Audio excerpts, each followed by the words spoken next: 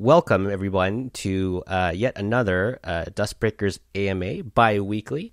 My name is Bernie Sue, and we are joined by a very special guest today, my friend and former head writer of the game Overwatch, which you may have heard of, Michael Chu, and we'll bring him aboard to speak in a second. So what we'll do first is quickly do a couple recaps on the community very quickly, and we'll get into the details of that recap later on as we get past the conversation with Michael, because I want to just get into that real quick.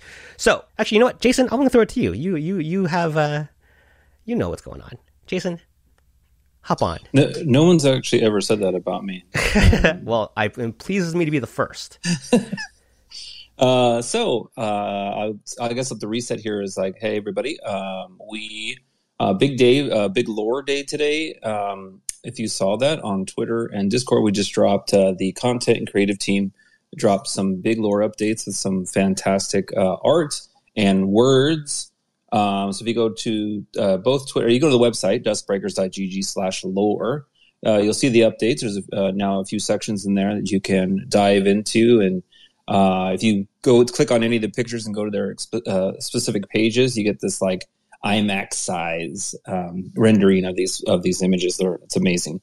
So that's one. Two, we dropped a blog today, a community update for March. We realized that we hadn't done one since January 27th, and so we worked on one to kind of encapsulate the last couple of months, to recall things like the Beast Valor tournament, a lot of the new hires, some of the partnerships that we've run, including a reminder that the Crypto Walkers rifle NFT that is a DuskBreakers inspired and even art directed by Gears is going to be minting on April 7th. So that's part of the update, and we'll be updating that during the week as well next week. So everybody's ready for that. And then some more tidbits on what we've seen in what we've had go down here in March and what we're looking forward to in the next quarter. Business is run by quarters, and so we're hot at work planning a bunch of big things here in the second quarter. So that's the reset. Is that what you wanted me to do, Bernie? Yes, absolutely. And nice. I'm going to take that transition and get into our big topic, as it is a big lore day. I'm happy to introduce our guest of honor today, Mr. Michael Chu. As we are we'll call it a gaming franchise that is, at least from our stand, really trying to push lore into our world, our experience. I'll admit we've been a little slower than I would have liked, but it's getting out there. I'm really happy to talk to and bring on stage someone who in my humble opinion, is one of the best who've done it, and been doing it a long time with a company that's been doing it a long time, Blizzard. So welcome to the stage, Michael. Make sure you're there. Hello, thanks. Yes, hopefully you can hear me. Thanks for having me on today. Yes, thank you. I'm very excited. Thank you for joining us. And so I'm just going to get right into it. I mean, just quick recap on give me the timeline of when you started at Blizzard, what projects you worked on, and eventually leading to the head writer position at Overwatch. Wow, we're gonna go pull up some ancient history. I started at Blizzard in 2000 on Diablo 2, and then I got the opportunity to work on a bunch of the big Blizzard games, doing lots of like design and story stuff. So I was part of the original quest design team for World of Warcraft. So we figured out a lot of the nuts and bolts of how we were actually going to tell that story and build out that world in that game. And then sort of did the same role on Diablo 3 and Diablo 3 expansion. And I'd say when I started way back in the day, I was 60% designer, 30%, that doesn't add up, 40% writing and kind of story. And I think as with each project, that kind of percentage changed. And so, after Diablo 3, I ended up working on this new project they were starting, new IP called Overwatch. And so for that one, that was one where I was, kind of like 95% on the story and writing side, and only like a much smaller percent actually as a designer. So yeah, that's kind of the history of how I got there. Awesome. And then so on Overwatch, just kind of honing in on that. So did Overwatch start, like, did you come up with Overwatch, or did like, where did the genesis of the idea of Overwatch come from? At least what you can say. I don't know how much they're, barred you from things. So just want to be respectful for that. Yeah. So, I mean, there was a lot of, Overwatch kind of started from the embers of this other project called Titan, which has been talked a lot. I actually didn't work on it at all, so I don't actually know so much. So there were definitely some things that we took away from Titan when we were looking at Overwatch, and I think I ultimately got brought in to take this idea of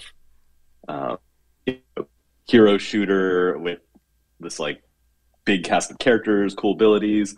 And then, we kind of made the decision that we wanted the game, even though it wasn't going to have like a big story mode or anything, that it should have just as big of a universe and kind of story backbone as a Warcraft, Diablo, or StarCraft. And so that's kind of where I came in to try and do that and figure out how to do that for a very different type of game than Blizzard was used to making. Yeah, I from my memory at the time when it came out, I was like, so this is a hero shooter, and at the time there wasn't like this kind of meta of having big story driven hero shooters. Like, even though you had like a Team Fortress that had specialty classes, right? There wasn't like so much story. And so tell us about the thinking about that, like launching with quite a bit of lore. It felt like day one with that first cinematic and all that. Like, what was the thinking going into that? Yeah, it's interesting. I feel like we talked about this last time we were talking, that I think at the time it was not something that was expected, right? It wasn't a default that you made kind of a multiplayer game, competitive game like this, and that it would have much story. But I feel like in the years since then, that's really starting to change. And like a lot of games, this is what we were talking about, is like a lot of games these days have just like almost like unlimited amounts of story, like Genshin Impact. And even like I play this game on my phone called Alchemy Stars, and it has probably more story than I'm actually able to consume. But at the time, I think it was just, that was how we approached making games, is that like we weren't just focused on the game itself. We really wanted to make a universe and like this context and these characters that you would fall in love with, because I think that at the end of the day, like, having a really fun game is critical. Like, right, we're making games, not movies or TV shows. But I think that something that keeps you coming back or keeps you attached to a game, right? The characters, the stories. And so I think even from day one, we wanted to give the impression, and back it up also, obviously, that what we were really building was this Overwatch universe and IP, right? And the game, I think this is the way we kind of described it, is that the game was one, probably the biggest one at the time, right? Expression of the Overwatch universe. But we'd have movies, and eventually we'd have comics and all these different things. And so and I think because the team so great, so talented, they fed off a lot of the stuff that we were making from the story perspective. They would have questions. Like, there's just a lot of things that it unlocked for the team that was making the game, because there was this story background and this idea of a world that was where a story was unfolding. Yeah, absolutely. And again, a very, very novel for its time. And I know it's been quite a while since Overwatch debuted and all that. And as you said, kind of today we're in a very lore and story driven meta with all game franchises. You referenced the Genshin Impact as an example.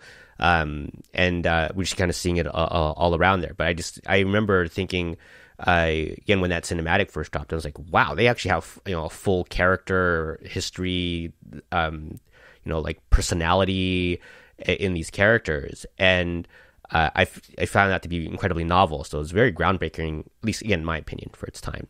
And so I'm going to kind of pivot this to one of the questions from the audience. So Suleiman asks, he asked specifically about Winston or any character that you really like. He kind of gives you the out there. but like, how was your approach to creating a specific character?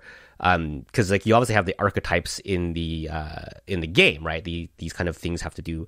These characters have to have specialities and skill sets and weaknesses and strengths. It's like what's the process of going into building the character, the backstory, their archetypes, and kind of whatever you want to expand on there.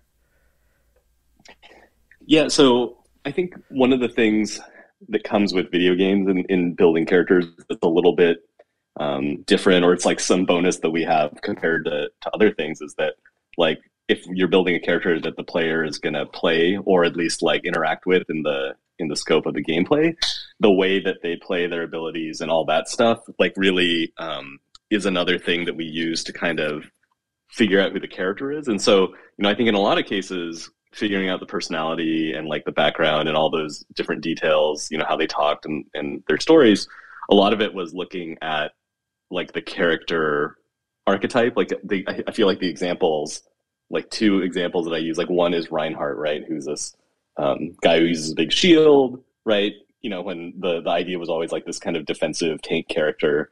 But the Jeff Goodman, the designer who kind of made the character, also gave him this ability. It was really fun when you were playing him, right? Which is that he does this charge, right? It's like this just unstoppable charge, and if he hits you, Juggernaut pins you and you die. And so I think it was really interesting when playing that character to see how we could come up with a personality for the character that would match both the idea of someone who's very protective, but also someone who, like, if they have the moment for glory, goes for it. And so really the character, came out of that.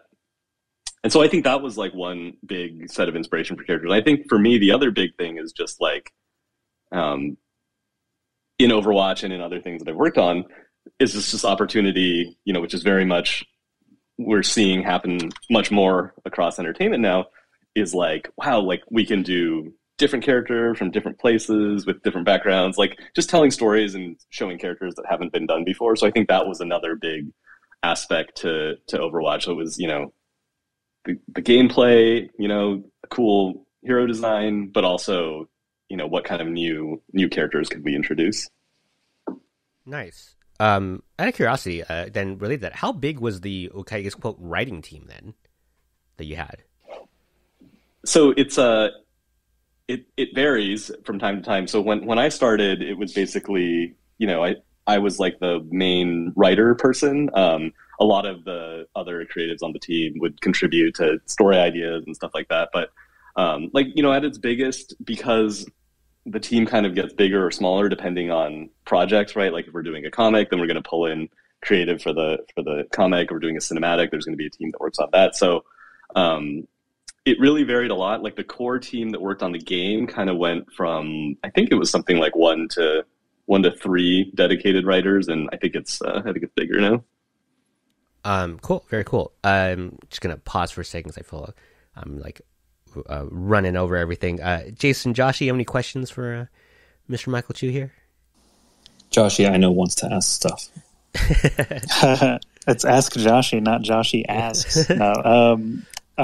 Michael, hi. I actually worked at Blizzard during Overwatch's conception as well. I was there 2013 to 2015 as an esports manager. And so my, interest in the game was very focused on the franchising models and things like that. But of course, I was really excited being able to do the alpha testing and stuff like that while I was still at Blizzard. And of course, seeing all the story stuff and the announcements at BlizzCon and everybody tearing up at, your work, basically, it was really cool. But after that, I commentated tournaments and stuff like that. Now here at DuskBreakers, we're in startup mode. And the story, it's actually interesting that Bernie just asked how big was the writing team, because that is something here at DuskBreakers that even though I'm a community lead, I'll have story ideas all the time, or I'll have a question about, the lore that's still being written. And now that you mentioned that the writing team was only, 1 to 3 people, the question I kind of had brewing was, what are some benefits of different size writing teams? Because I think, at DuskBreakers, we've got a few dedicated, but maybe 10 people could be throwing in ideas at any time. And, some ideas may still get used, even though that's not their job title. Is there like a specific size of writing team that you find to be beneficial for a smaller project, or that you've enjoyed the most in your experience? Yeah, and I mean, I think the dream, right, is that the entire team is really engaged on the story and the characters and all of that stuff, and have a lot of really cool input and ideas. Like, I'd say that that was one of the great things about working on Overwatch and on other teams that I've been on, right, in my current position also, is that like every person who interacts with a character or like an environment or something like that, they have their own set of questions and things that they want to push. And I think that it enables people to really help mold the story, regardless of whether they're actually a writer or not. So I think like kind of what you're saying sounds like the dream, right? Is that everyone has ideas and everyone's contributing.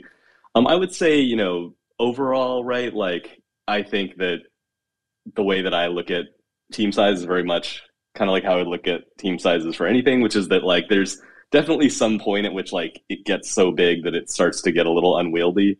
I think that like if you get to the point where people are sort of like, there are big pockets of the story or universe that they're like, oh, I actually don't really know anything about that, right? Like you should ask the other person and see how they're doing. Then it's probably gotten a little bit too big. But it all comes down to, I think, how much content you have to make, again, because like we have teams that would scale up or scale down depending on how many projects we're going at once. But I think the interesting thing, right, is like you've got all these writers who are contributing and writing stories and writing scripts and writing dialogue and all this stuff. But like I think another big part on game teams is that the writers are sort of like air traffic controllers, right? They're looking at all the content that's being made. Sometimes, something has to get changed for a game design reason or something else. And like the story that you had planned out, has to be adjusted. And that's something that we do. And I think, or, just someone has a great idea and you really want to fit it in. I don't think it's like super unlike, other forms of entertainment, but I do think that like with gaming, there's this very specific, like we're the writers, but we're also like the people who write the Dungeon Master's Guide for the rest of the team. Makes sense. So you have, your true authorities, and then maybe groupthink or deliberation on some of the additions from the other parts of the team. And, Web3, crypto, we haven't really asked you your take on that yet. This is a whole new medium for storytelling and things. That's why Bernie's so excited about it, is because it's basically fertile ground for some narrative to kind of take root. Or I guess, Bernie might be able to ask this question better, but basically, like, what are you excited for, or are you excited by Web3 storytelling narrative, prospects that weren't possible with Web2, or something that you see as a potential opportunity here for storytellers? Bernie knows how uneducated I am in this space, but Bernie, ask the question. Well, I think Joshy did ask that just fine. Ask Joshy. But well, I guess what's your opinion on Web3? I guess is the question, and actually kind of mimics a question for John from John Doe, one of the community members. Mm-hmm. He asked, "What would you do different in an NFT project?" But I don't know. I know that you have a connection to the Zuki team, or someone at Zuki mentioned last time. Yep. But I don't know if you've dove in deep enough to kind of like look at the chess pieces and see what you can do with them, right? So yeah, it's interesting. Like I feel like before we get into how little I know, I feel like we're definitely still in that stage where we're figuring out the things that are interesting, right? And the things that don't. There are definitely some parts where I go like, oh, I don't know, that seems like it might be logistically difficult, but there are definitely some things that I think are potentially pretty interesting, right? I think that the idea of community being meaningfully able to interact in like the story and the universe is pretty interesting. Some of the kind of early stuff that I'm seeing with like generated narrative, not generated narrative in the sense that like it's like AI generated, but like the idea that there's some audience participation is pretty interesting. Like I kind of have always, I've been lucky enough to work on lots of games where they're played and loved by really engaged communities. And so I think it's really interesting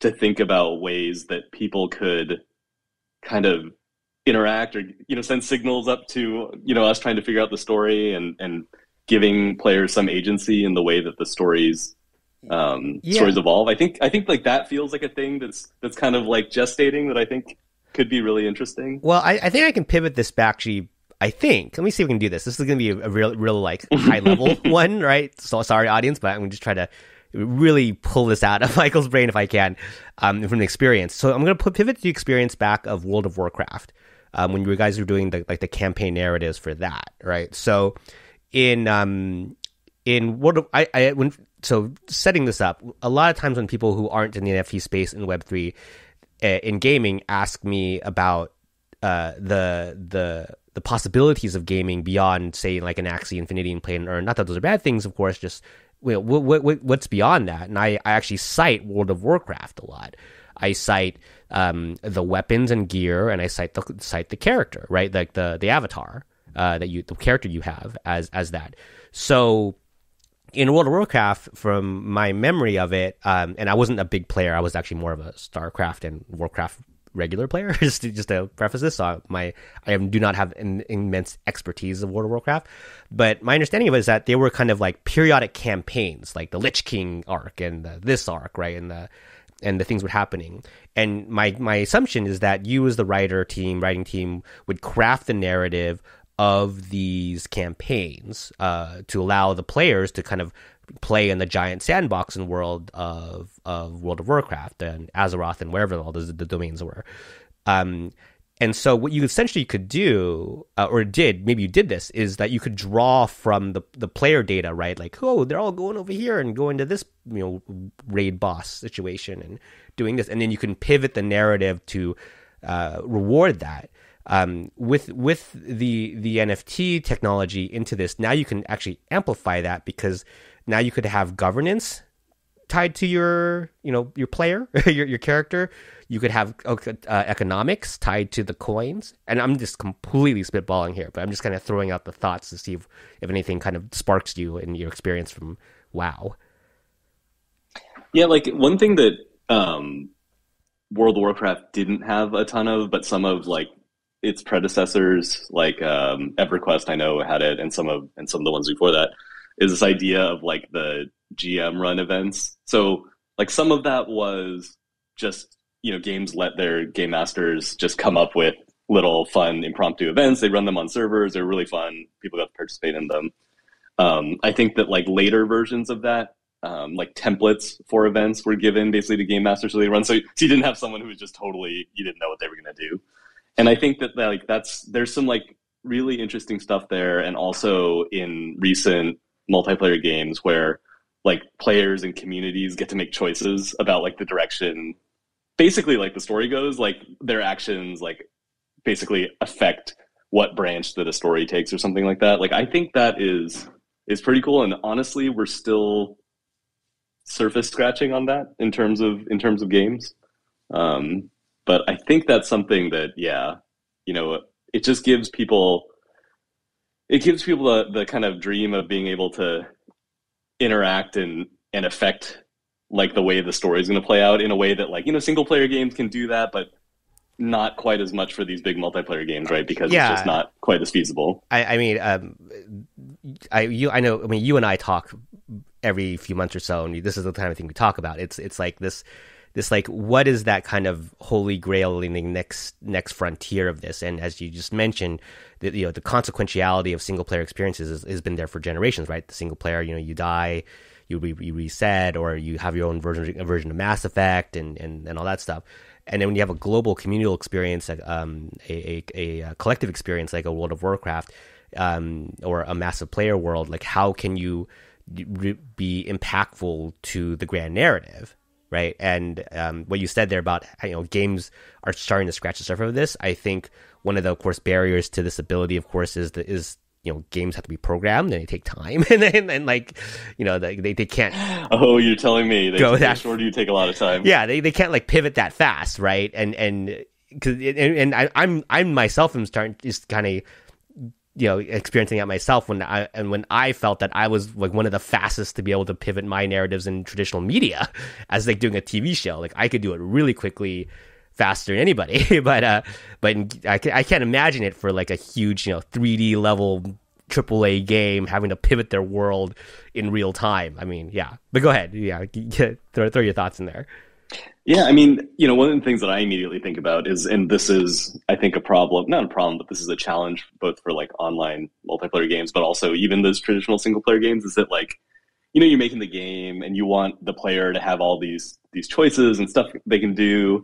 And I think what we sort of found is that like, so the ideal is some number of choices which are really interesting that people really want to kind of choose between, or the illusion of choice, right? Because like there's some, depending on how you design something, you end up getting people everyone just kind of picks the same thing. Like I found this really fascinating playing like Telltale games because they show you the percentages of people who make choices like you or not like you.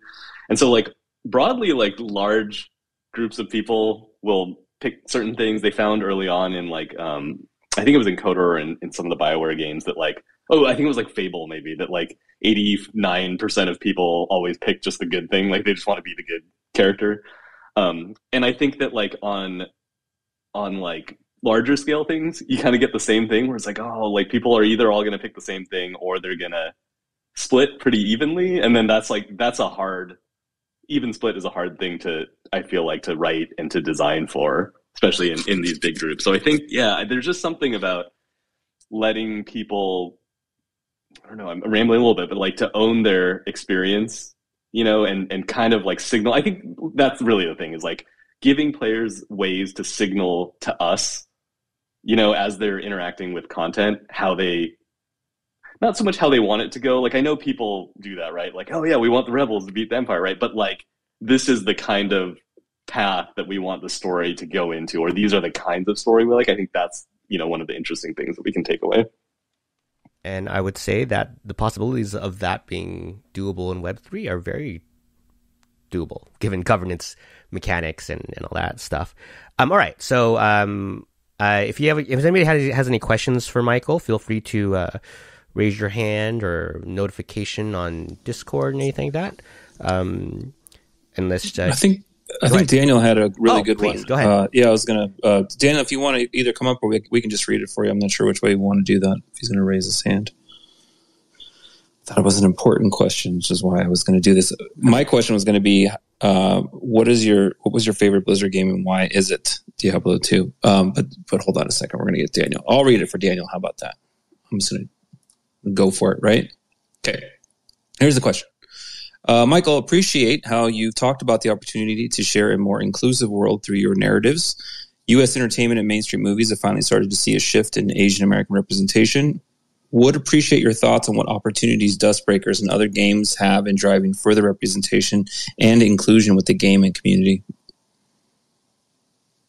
This is a good question. I mean, I think scratching the surface, right, is the operative word. So really, there's like so many more stories out there, so many different types of characters that we haven't seen, right? So I think that's a lot of it. One thing I would say, for a project like DuskBreakers or something like that, where, I think one of the things that's cool, right, is that you just a little bit less of like legacy gatekeeping, right? And so I think there's less of a like built-in, this is just something that we deal with. I'm sure it's the same in film and in TV, but in games, which is like, this idea that like, well, making more diverse and inclusive, sometimes there's pushback on that, right? Because it's different than what we've done before. Like, I mean, I think that's all crazy, right? But I think that ultimately, right, like starting from a point where you can cultivate a community who's excited about this, like there's no justification, right? You can just do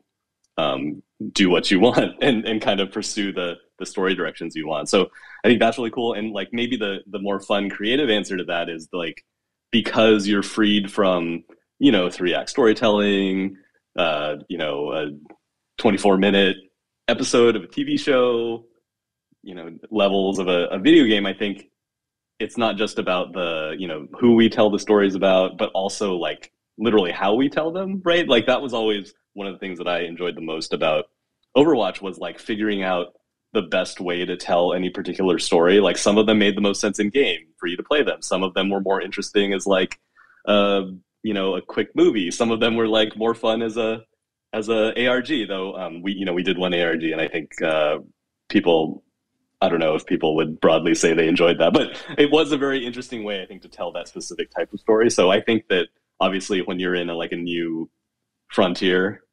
mechanically and all this, I think that's probably one of the coolest things, is that you can kind of throw out the rule book of how the story has to be told. Nice. Actually, I want to follow up on that question. I mean, with the diversity thing, I just remember this. I don't remember, like there was the pre-Overwatch era of Blizzard. There was a lot of kind of criticism towards the kind of sexism. I'm not saying that, I just heard it, right? That I remember this. They were talking like all the female characters basically look like Victoria's Secret supermodels, and then Overwatch came out, and then you had all shapes and sizes, all races and colors, and representation and so forth. So how conscious and how early was that push into that from you? And did you have to like fight for it? Was there like a hesitation to how far you could go with it? Just curious how that part of the journey. Yeah, so I mean, I think to the credit of the Overwatch team, it was definitely something. Once we decided that we were going to set the game on Earth and really embrace this idea of like optimism and show off how cool we thought Earth was, basically like applying the same love that we would apply to a Warcraft or even a StarCraft or Diablo, even though that sounds weird to describe them as loving. But we really wanted to bring out all of these different aspects. And so I think the team was really, really on board for it. Like I would say for myself, like having not had the opportunity kind of to really affect the direction that like a cast of characters that a story went to the level that I had on Overwatch, I was really excited to like, oh, we're doing this Earth. We need characters to come from all across the world. Like, let's kick down the doors, right? And I want to see characters who, I want to finally see a cool character who looks like me, right? Or, I want to see all these, different types of characters. I want our box cover character to be lesbian, right? And so I think, I was definitely pushing there, doing what I could get away with early on. But, I think there was definitely pushback at the time, right? Like, again, making Tracer lesbian was a big, complicated topic. And I think that, that was hard. And I'm really proud of a lot of the things we did. I think there was definitely places where we could have done better. I think the thing that gives me hope is that, like the game came out, gosh, many years ago at this point. It feels like a very long time. But I do think that the world has changed since then, right? I think it's more normalized to see these things. So I hope that, that trend will continue. Oh man, so the Tracer. So Tracer to me wasn't. Correct me if I'm wrong on this canon or this timeline. Tracer wasn't confirmed to be lesbian until the comic issue where she like has the kiss, right? Yes, that's right. And that was quite a bit after the release of the game. I feel like from the timeline. So they're obviously, kind of in the back channels of Blizzard, there could have been a bunch of executives going, hey, let's just not publish this comic book and let's not confirm it, blah, blah, blah. Like, was there pushback all the way up until the publication? Or was it like, game is published, she's lesbian in her heads, and it's coming, and we're committed? Like, how supportive was that you can speak to? Yeah, I like, one thing I would say is that, like, broadly, people supported it. The team was super behind it. But like that said, too, it was definitely something that was discussed all the way up to the point where whether or not the comic was actually going to come out was in doubt because there were a lot of complicated issues with publishing around the world. Some people thought that it was, we're not in favor of it. But, ultimately we were able to push it through and make it happen. So I'm very, I'm of course very thankful for that. But yeah, no, that was in no way a guarantee that was gonna come out.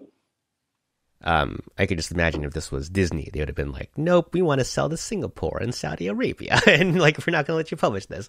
But we never know. There's a lot of complicated, like, social, people have opinions, but also like there's some like publishing realities with stuff like this. So, it's complicated, but we really pushed hard to make that one happen. It's something that, we had decided early on in the creation of the character. And so, it just felt like it would be wrong not to follow through on this. Amazing. Shout out again to anybody who wants to ask a question for Michael here as we get to the back half of the hour. Feel free to raise your hand. I have my last question, or question until I throw it back to the others, is that I want you to speak about like the push into cinematics. So from I grew up with a lot of Blizzard content, and so the pre-Overwatch cinematics from World of Warcraft, StarCraft especially. I know I've fanboyed to you about some of the StarCraft cinematics that I loved. But the Overwatch cinematics seemed like that was like part of the experience, and so much in the kind of the transmedia experience that I am not a player of Overwatch, but I feel like I know the franchise pretty well because I've consumed everything else, like the comics and the cinematics. So what was like the push early on, and how did it evolve strategically as you grew the franchise? And because you knew you were doing the game, because Blizzard makes games, right? Like what was that strategy and journey for you early on and as you went through it? Yeah, so I think when we were talking about basically not having a campaign or something like that inside Overwatch, we were really talking about what other ways could we show off the universe. And I think, there's a strong feeling Blizzard obviously does amazing, beautiful cinematics that really bring the world to life. So, what better way to like introduce a new world, right, than to like show you it at this level of detail that you wouldn't otherwise see in the game, right? Obviously, it's got tremendous fidelity, and really like speak to tone and kind of world themes and all that stuff. And I think, as far as how the plan evolved over time, it's very much that the core pillar of Overwatch was in these hero characters.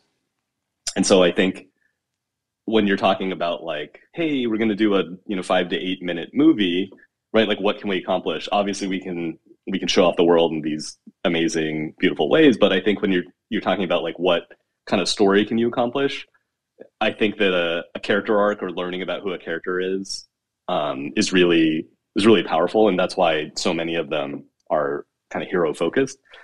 I think that from a storytelling standpoint, the really fun aspect was that we had these characters that by the time some of these movies came out, right, some of the later ones, the ones that I think were really great, you had people who had already lived with these characters right in the game for hundreds, thousands of hours, people making art and cosplay and all that stuff. And so the fun part was the opportunity to expose kind of the intricacies of their stories, but also like move their stories forward or show them sides of them that you didn't know were there. And so it was sort of like, you've been playing with this character for so long and you love them for so many reasons, but then learning about all these kind of other layers to them.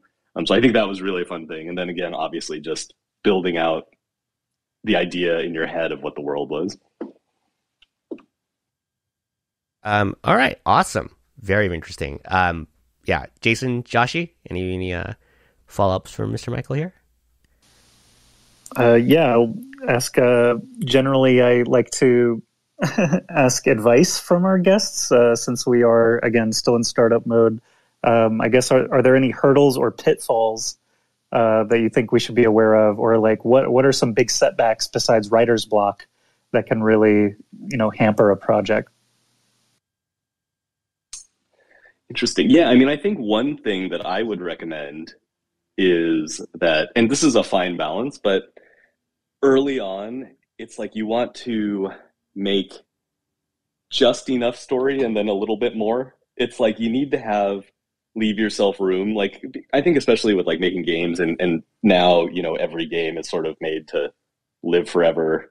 I guess not everyone, but many of these games, right, are meant to live forever and have these long lifespans. Is that like you kind of don't know all the things that you're going to need when you're in year 1 or year 2 or year 3. And so I think leaving yourself and being quite conscious of spaces that you need to leave open so that you can fill them in later, I think that's important. I think, having things that you feel strongly about but are able to pivot are really important, because again, you're not sure what you're going to need, what changes you might need to make for some, development reason, or even like, you have something that people get really excited about and it wasn't what you expected, right? You want to be able to be flexible there. And I think, why I say like as much as you need and then maybe a little bit more is that like sometimes if you have too much, the story starts to have like, I've seen this, the story starts to have its own gravity where it's like, you're sort of starting to feel constrained because you've made these decisions and maybe you didn't even have to make those decisions to begin with.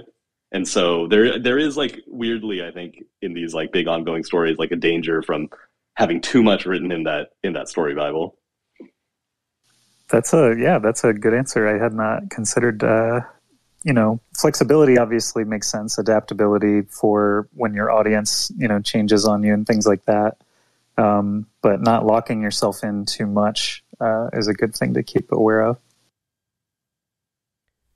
Nice. Joshy, do you want to field anything? Is there anything else for Michael from the Discord? You may be better at wording this than I am. That's why I'm asking. I see. Yeah.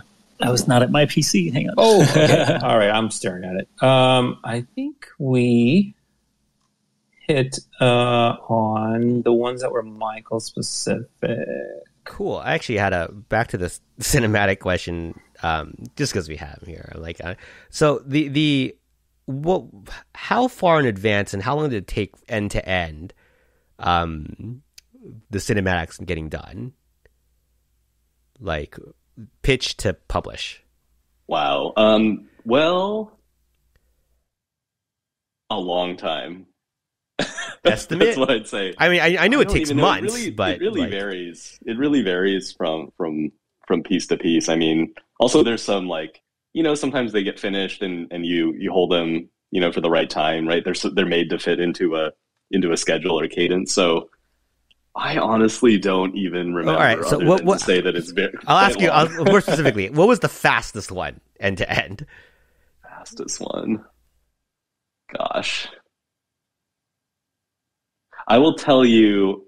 I don't know. I will tell you what the longest one probably was. Okay. Was I feel like the Overwatch 2 intro announcement cinematic was probably, because parts of it existed for different things. Like we're always like, we have like a basket of different ideas, and so that one existed for a long, long time. And obviously, that's one where like a lot of stuff is happening, right? You've got to like have the story of Overwatch 1 dovetail into the new game, right? You need to set the new place that the game takes in terms of timeline, and there's just so much stuff. So that one definitely was the biggest labor in planning, I think.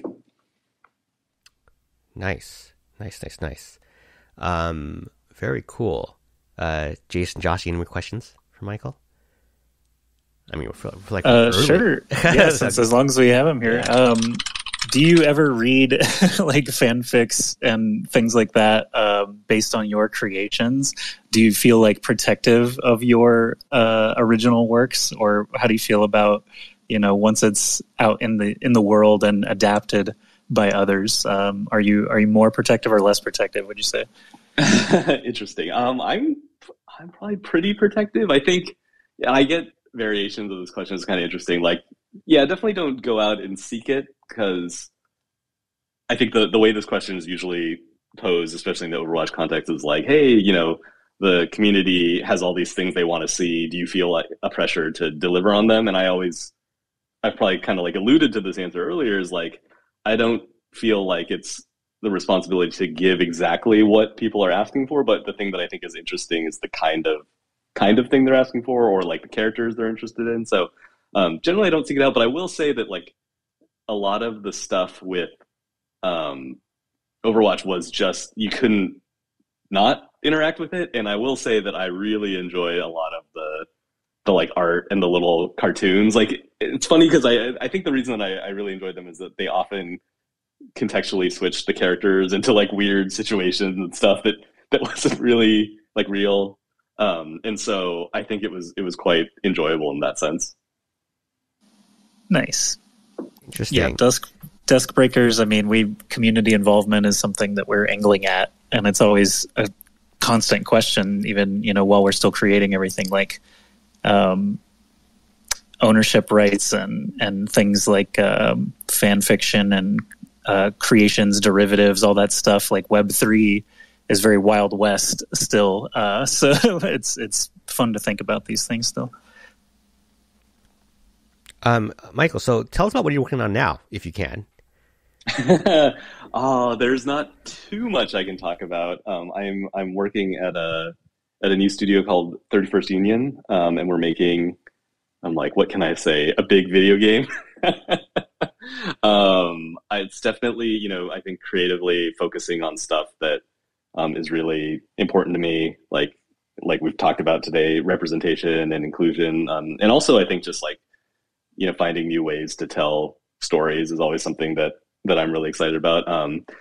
That's about all I can say. So maybe I'll just try and throw in some other more recent things. I worked on this really fun game called Grounded for Obsidian. It's basically, and I know this will, if hopefully none of them are listening, but they'll cringe at this. It's basically like Honey, I Shrunk the Kids, but a survival game. I'm a 90s kid, and so it was very fun. The game takes place in the 90s, so it was really fun to kind of plumb that experience and put it into a game. So that's definitely something fun that I've worked on recently that you could check out. Sounds amazing. Very cool. So I guess with that, then I think we can. Oh, actually, the last thing I wanted to ask you, what's something that you wished people would ask you about in your experiences or gaming? Oh, what a good question. Man, what do I wish people would ask me about? It's actually probably good that people don't, but one thing I'd always be curious about is I put in a lot of references. This is funny. People who know me know that I actually am not a big fan of direct references in games and stories and stuff, but I really like very oblique references and stuff that's buried in there. So I wish that people would sometimes ask me, they would detect these things and go wait, is this a really weird reference to this thing? Probably the references are too weird, and so no one would ever get it except for me. But maybe that's something. As a writer as well, who puts references in, I love that answer. I think when someone actually when you put a reference in, actually I don't think I know. If you're a writer and you put a reference to something in, and they get it, someone gets it and calls you out on it and acknowledges it, it makes you feel really good, right? At least you feel rewarded. I will caveat that though, that if the reference requiring the understanding the reference to understand the context of the story will limit your audience. So that's one where if you're a writer and try to do it yourself, I kind of preach that, hey, if someone misses this reference, we should ignore it. Anyway, before we let Michael go, I just saw a question pop up on Discord. I don't know if this was technically answered. Do you see this, guys? Josh? Yeah, I saw that one. It seemed like it was along the lines of what Joshi had posed. That's how I read it. Okay, cool. Yes, it's the fan fiction, incorporating fan fiction in the story. I will say that I look at it as sometimes they're good ideas, but I don't read fan fiction, and I don't think Michael does either. So because I just think it's too influential. It could be too influential for us as writers. Anyway, Michael, any final thoughts before we let you go and update our community with the other stuff? No, I think that's it. Thanks again for having me. This was fun. Yeah, this was amazing, man. Thank you for doing this. I look forward to our future chats about gaming, writing, storytelling, and changing how we interact with our stories. Yeah, anytime. All right. Thanks, everybody. And Michael, you can go ahead and sign off, or you can stay on. I don't know. It's up to you.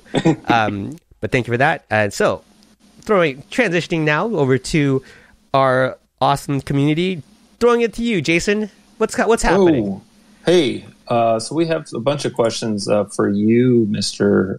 Bernie, about lore. A bunch. We have a few. How about that? We have a few. That way we don't get carried away tonight. But I know that there are a couple. So let me be the what do you call it? The question jockey, QJ.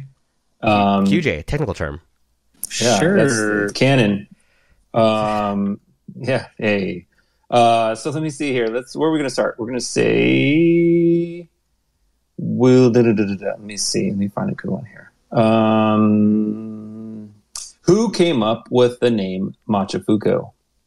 I believe that was the writer Tavius. That is my guess, but I don't know. It could be David, but it was not me.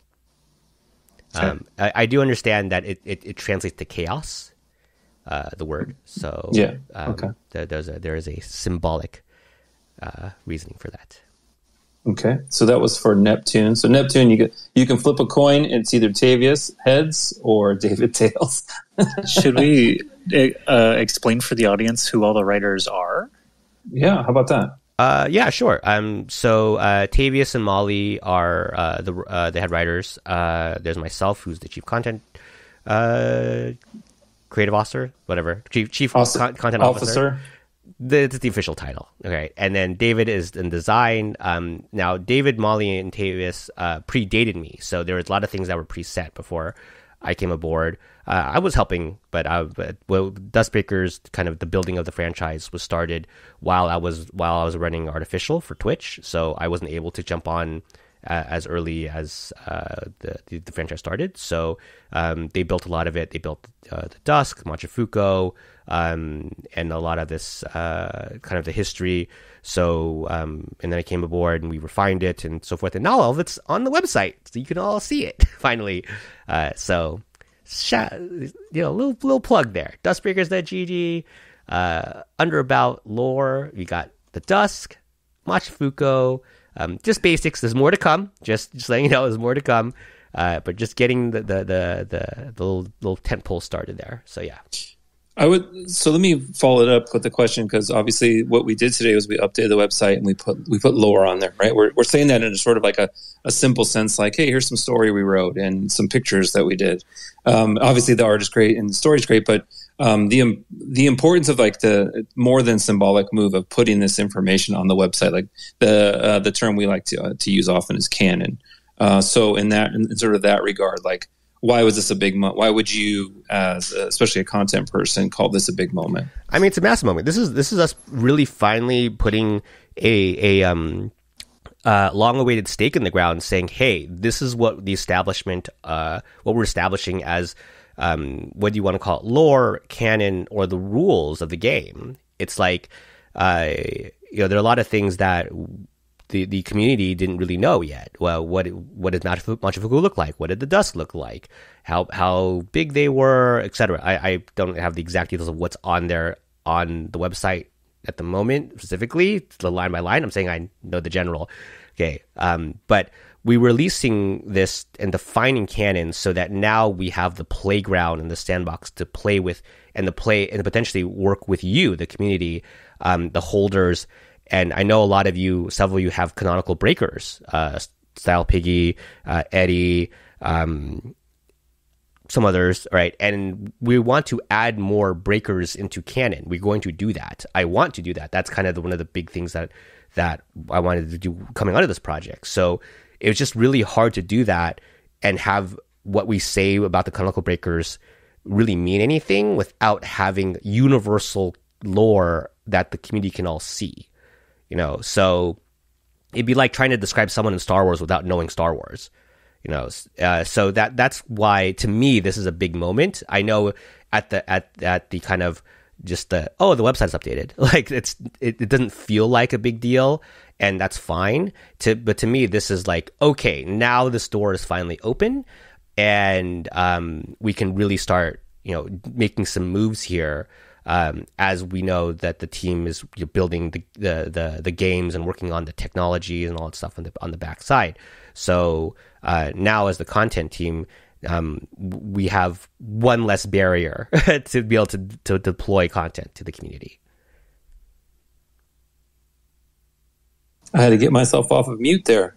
Yeah. Did I stun you with my answer? Was that? Yeah, I was. No, it was. That's exactly what I was. I wanted to. We can frame it that way. That I think it was a big deal today, and it's hard to put that into a bunch of tweets or per se like write a big think piece on like why you should all find this support. I think it's one of those things that's better like said. You have a bunch of core community members here listening to it, and hopefully folks capture it as well in the recording when we have that up. So that was a great answer. Thank you for that.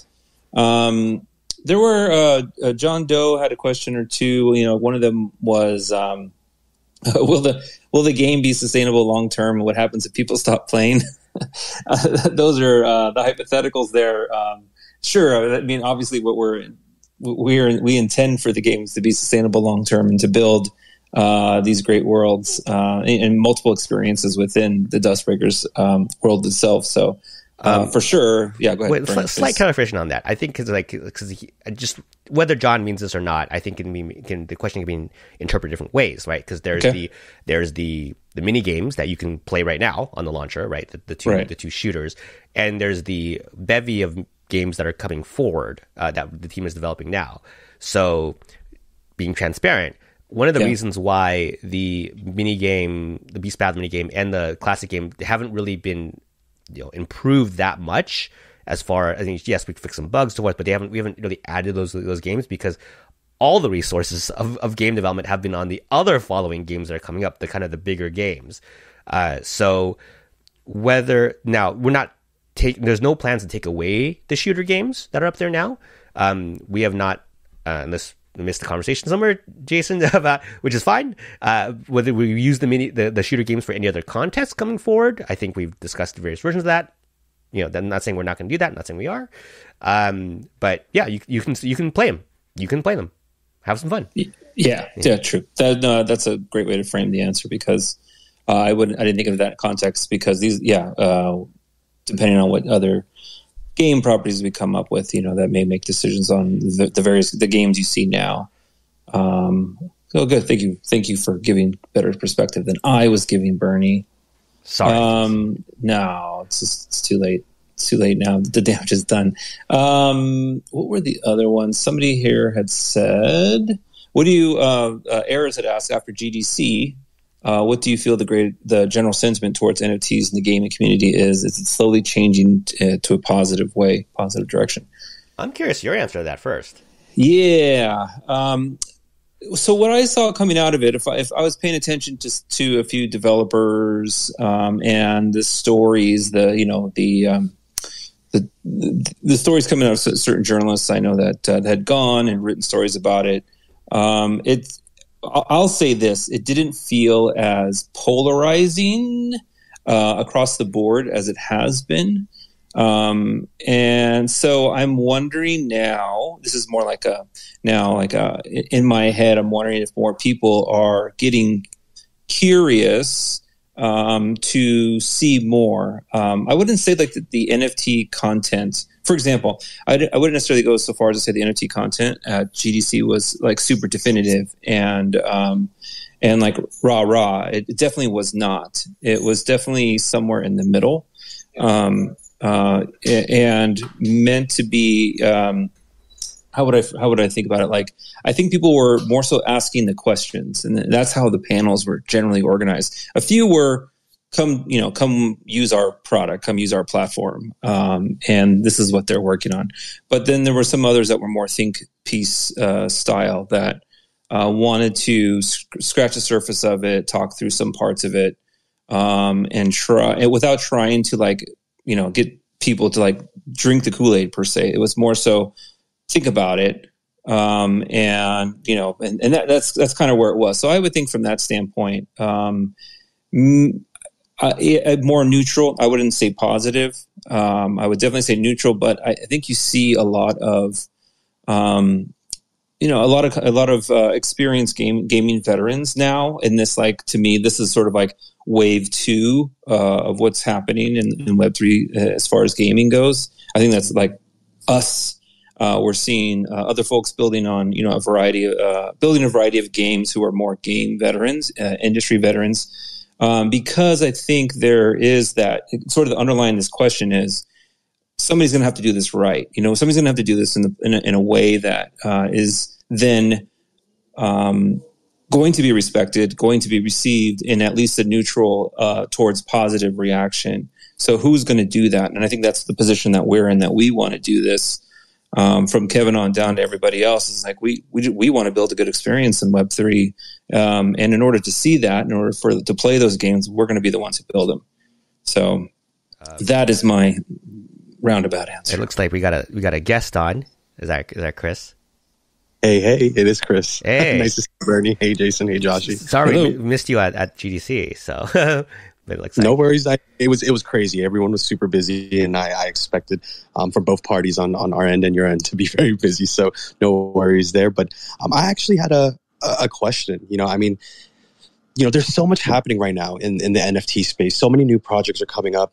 Every single day almost. I feel like we're still early.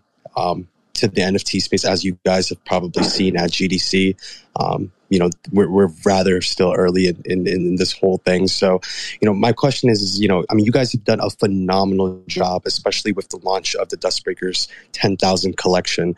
You guys have an amazing community that's behind it, with very interesting individuals who are lurking, even if they're not here right now with us, who are watching and seeing what the next steps are for the project. And I know you guys are meticulously planning for the next launches to bring back that hype that you guys had very early on, but as you guys seen as well too, as projects go into bear market, or not projects, but just the entire industry and as a whole go into bear markets, after launches, we all see that Discord activity go down in multiple Discords all across the board. Do you guys have a strategy? Maybe this is for Jason. Do you guys and Joshi as well? Do you guys have a strategy on how to make that a different story when after the second launch for the game or any of the additional NFT launches that you guys have? I know that's a missing formula that every single project is currently trying to crack. So just wanted to hear your guys' thoughts. Yeah, I'll take thanks for the question, Chris. I would say one of the things that I pay attention to, especially as a community builder, is what what technology is hopefully, software, et cetera, is being built to provide, these extra experiences. And so who's developing what? And I've seen this come out of other projects, actually, if people are familiar with, for example, the Proof project, that massive NFT project that is run by, I believe, Kevin Rose is his name. And they have within it, they have a system. They have another project called Grails. It's a whole art project. And because of the level of their membership, the essentially, what it costs to get in, it's a really high ETH floor right now. My understanding, it's quasi, almost on the level of like the Bored Apes and whatnot. It's a very high floor level. So they're building their own sort of like CRM, the NFT based CRM. And so I've been perusing that. I know some other folks sort of that are coming from Web 2 to Web 3 that are also looking to build other community based, NFT related gating experiences, into what you're really talking about is like a CRM and or a membership portal. So I'm very interested in seeing this race of that new technology supporting things that we're doing. So if we can use those other tools and these relationships to potentially build out a more, what everybody wants is like you want something a bit more sophisticated, a little bit out of the box, but we're not going to get to out of the box, in the near future. But I think we can. Those folks that are really interested in building in this space long term are going to work together to build these things and or try each other's projects and tools and whatnot. So that's what I'm looking forward to, is to try to find one of those systems so that we can do proper. We do everybody's going to do proper snapshots as they can today, but like we want to be able to then build that into the information set for holders, especially. This is what's coming up. This is, be prepared for this. And here's that, exclusive feel and access. I'd like to get to, seeing the merch in projects too is beyond Bored Ape. Like today I saw something I was sharing with the team that Azuki, I believe there was Azuki, and there was like these those satin jackets, and it looks amazing. And that's the level of thing we want to be on, especially for our holders. And looking ahead, one last thing is events that I'll kind of cover here is, we're talking internally about like where are we going to be and how are we going to create experiences again for holders and fans, and that could be. It'd be aggressive for us a bit, but I think, we'd want to be at NFT NYC, for example. That's something that we want to work on.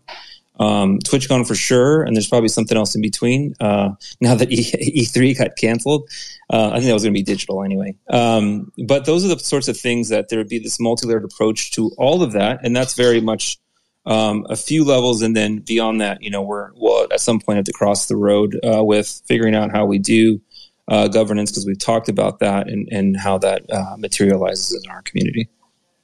That sounds amazing. I'm super excited to see all the things unfold with the DuskBreakers team. I mean, you guys have been doing a fantastic job. I keep telling everybody in all the Discord groups that I'm in that the DuskBreakers team is one to really watch out for in the industry. It's a hidden gem. And the one thing I will leave off with on this is that a lot of folks that I've been talking to as well in the industry, there's community fatigue. I mean, you see it not just in the NFT space, Web3 space, but just sales and marketing in general. Everything is becoming more dark social centric, is what they call it, community based. And I always say it goes back to the old MySpace days of social media, but because there's just so much community fatigue and so much noise that's out there, specifically in the NFT space, communities are actually forming like alpha groups where people can just go to one Discord and be able to, find all of the, top rated communities and projects that are out there and being able to vet it from that perspective instead of having 50 Discords and just perusing through Twitter and trying to, find, that gem project and taking, the risk of joining that community and learning and investing in it and all these different things. So, I wish that, like I always say, I wish we had Tom again so that we could have a top 8 for communities so that, we can really engage in the communities that we're actually engaging in and want to be a part of. But thanks for having me up here. Chris, actually, before you go, can I ask a question for you? Because since you're kind of tied to a lot of communities and so forth, and you're seeing a lot, you're still here. Good. Okay. Sure. I was going to ask it. Right. So, taking a step back from just like my personal observation. So we're building DuskBreakers. Yes, we're trying to do it the right way. I would say we're kind of, definitely kind of a slower builder, a quieter, we're not jumping up with a lot of hype. We're not doing a lot of yelling, and doing that type of thing. And so on my kind of research side, since like January or so, I've been jumping into a lot of the Discords for other communities, bought into a few, made some money here, lost some money there. And I'm totally agree with what you're saying. We're just like, everything's about the hype of the mint. And then 3 weeks after the mint, everything's dead. Price usually drops quite a bit. And there's just not that much for people to do. And you just get fatigue, right? So I'm curious, like, do you see it just being about investing and making a buck? Because I know that that's a reward for us and our community, but one of the things that we keep preaching is about the experience, and of course that we are building toward a game and a product and a franchise, and ideally multiple franchises. And do you feel that there's a sustainability issue with NFT projects, quote unquote, just like, we're an NFT project and here it is, and it's a store of wealth, basically. Anyway, go ahead. Good question. Very good question. Yeah, I could definitely say that right now, the Web3 space and the NFT space is quite early still. The ones who have built a lot of hype and who are able to sustain the hype, and there was large floor prices, I wouldn't worry about that at all from your guys' perspective, even looking at that, because there are certain things that they've done and partnerships that they've created in the space to allow them to retain and hold after the mint, right? And I do agree. Most of the psychology right now of buyers in the NFT space, it's very well known. I mean, especially for a lot of people who are in it for the money, because that is the majority of the folks in the industry I see. It's definitely lopsided in that spectrum. Everyone's looking at it from that perspective. So this current psychology, I mean, I can tell you from the trading perspective, right? And this is not what I did with DuskBreakers, because I actually believe in your guys' product and what you guys are building for the future towards. And for me, there's a difference between a long-term hold versus a short-term hold, right? And, I believe that the team is smart enough to be able to capture the interest of the market in the right moments by doing it the right way versus the wrong way, because there are plenty of projects that are low-key just like DuskBreakers that will have that success that I feel like they're going to get and be rewarded for it, as we're already currently seeing in the current bear market. I mean, people say we're in a bear market. People say, oh, we're in a bull market. It's not any of that right now. It's market recorrections that are happening, right? And the market is evolving and the psychology is constantly changing because everything is moving at a fast pace. But current to date right now, most projects and most psychology is that people are trained to sell their NFTs as soon as the mint goes off, and they're guessing what the floor price will reach at, and then they have to sell them off. And that is the most smartest thing that people can do right now, currently, from a trading perspective, if you're coming in with that approach. It's just a well-known thing. I mean, everyone has done it. The people who did decide to hold BAYC and all the way up into now, I mean, diamond handers, proud, they deserve it, right? I mean, like, I know a lot of the folks who were in the BAYC when that first all started, and I can tell you this, no one thought that it was going to get to where it is today. And those who did hold on deserve those rewards, because quite frankly, like, every single text messages and back channels that I've seen is just like, are you sure we should be spending $400 on a JPEG of a monkey? Right. And that was $400.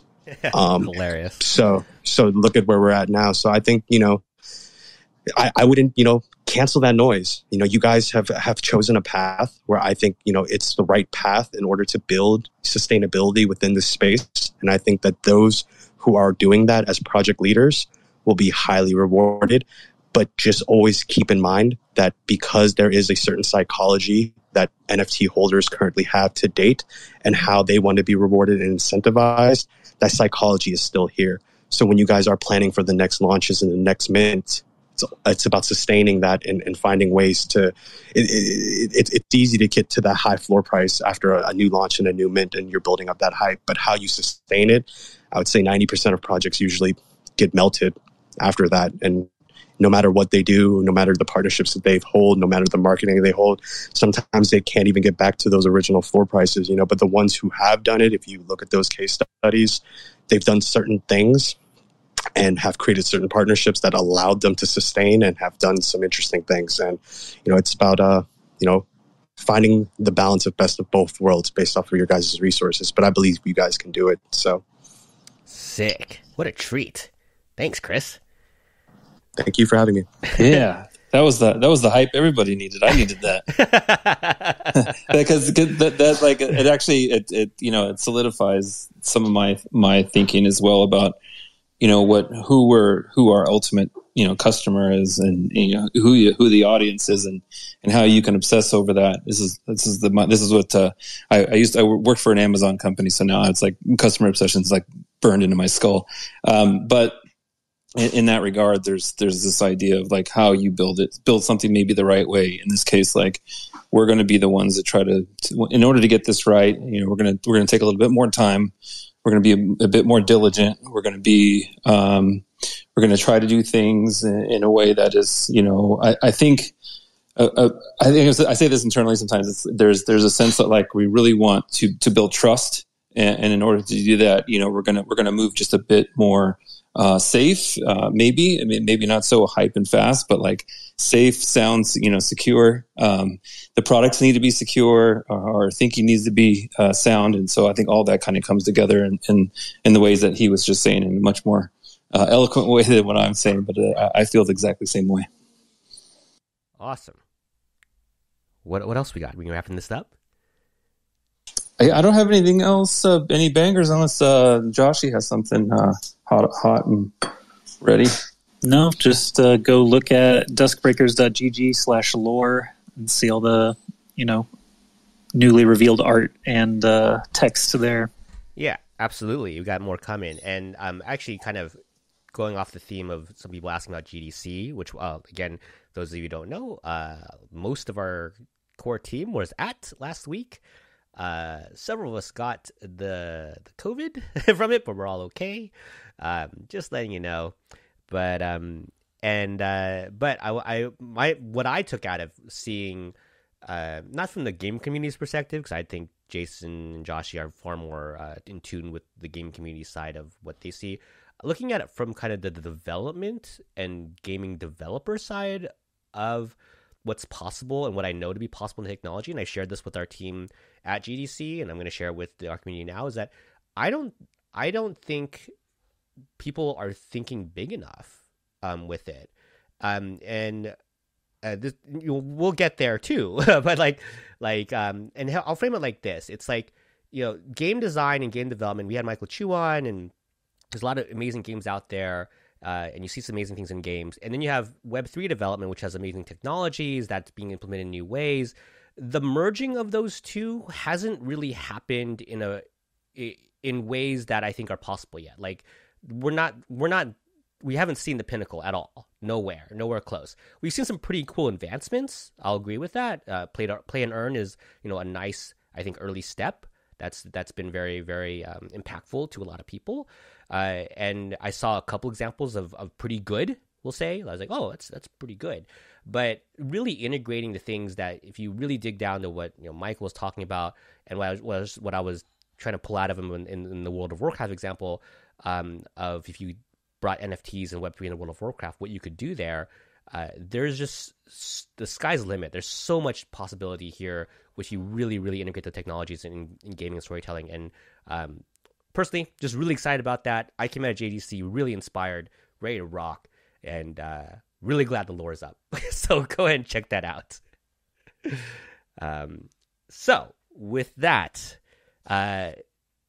Joshy, Jason, any final words? You don't have to say anything. If you do, you can unmute. Lore. Lore. Give me lore. All right. So our next AMA is in 2 weeks. That will be a non-guest AMA, so we'll just be chatting about the community. By then, we should have a lot more coming for you guys to interact with, because lore is out. It gives us some things to play with. And we'll see you on the Discords, on the Twitters. So for Joshy, Jason, Michael Chu, Chris from Tech Talks, I'm Bernie Sue, and this has been another DuskBreakers AMA.